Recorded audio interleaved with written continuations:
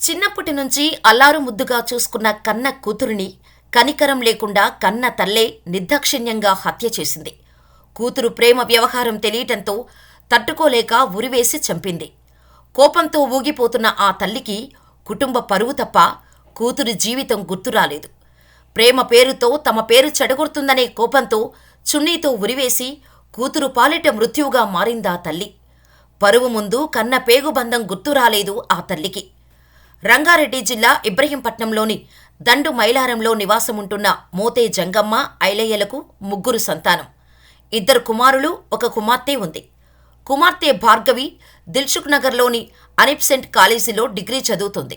అదే గ్రామానికి చెందిన శశి అనే యువకుణ్ణి ప్రేమించింది. ఈ విషయం ఇంట్లో తెలియటంతో భార్గవిని గత 2 వారాలుగా తల్లిదండ్రులు కాలేజీకి పంపించటం లేదు. ప్రియుడిని ఎలాగైనా కలవాలని చాలా ప్రయత్నించింది కానీ అవ్వలేదు. అదే టైంలో సోమవారం భార్గవి ఇంట్లో అందరూ బయటకు వెళ్లారు. ఈ విషయం ప్రియుడికి కబురు పెట్టింది. దీంతో భార్గవి ఇంటికి వచ్చాడు శశి. లవర్స్ ఇద్దరూ ఏకాంతంగా మాట్లాడుకుంటుండగా తల్లి జంగమ్మ వారిని గమనించింది. కోపంతో రగిలిపోయింది. మా పరువు తీస్తున్నావు అంటూ కూతురిపై విరుచుకుపడింది. చాలా విధాలుగా ప్రియుడిని వదిలేయమని తల్లిదండ్రులు, కుటుంబ సభ్యులు ఎంత చెప్పినా భార్గవి మాట వినలేదు. ఎన్నిసార్లు మందలించినా తన మాట వినట్లేదని ఆగ్రహించిన తల్లి కిటికీకి చున్నీతో కూతుర్ని ఉరివేసి చంపేసింది. అదే సమయంలో ఇంటికి వచ్చిన సోదరుడు చరణ్ తన సోదరిని తల్లి చంపిన విధానాన్ని చూసి పోలీసులకు ఫిర్యాదు చేశాడు.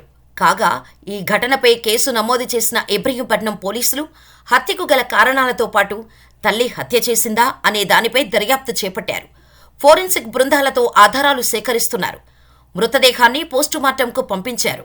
కుటుంబ సభ్యులను అదుపులోకి తీసుకుని వారిని విచారిస్తున్నారు.